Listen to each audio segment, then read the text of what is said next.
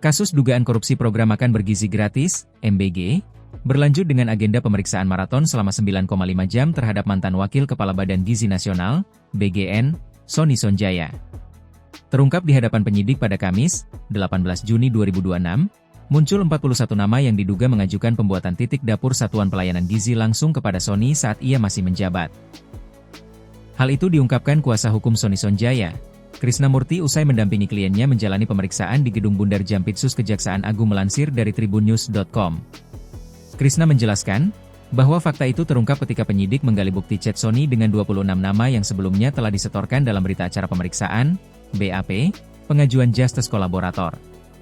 Nah dari 26 nama itu ada satu orang yang dibuka tadi hasil chatnya itu terisi sekitar 41 nama di tabel. Jadi satu orang itu punya tabel, 41 nama.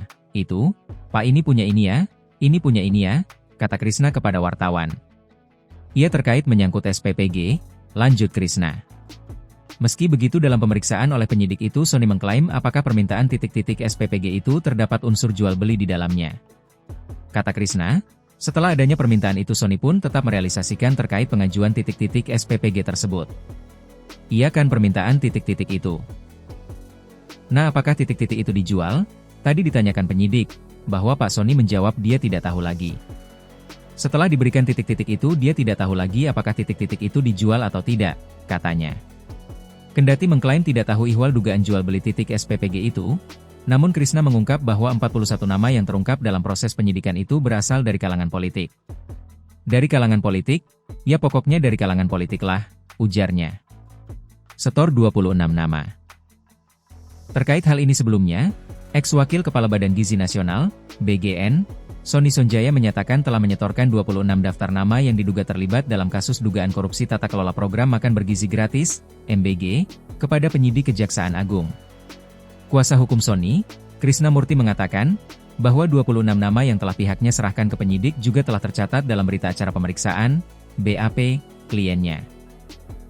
Krisna pun menjelaskan, bahwa disetorkannya 26 nama itu juga sekaligus dijadikan bukti oleh kliennya untuk mengungkap perkara tersebut. Sebab kata dia, puluhan nama itu pernah menjalin komunikasi dengan kliennya melalui ponsel yang kini disita oleh penyidik.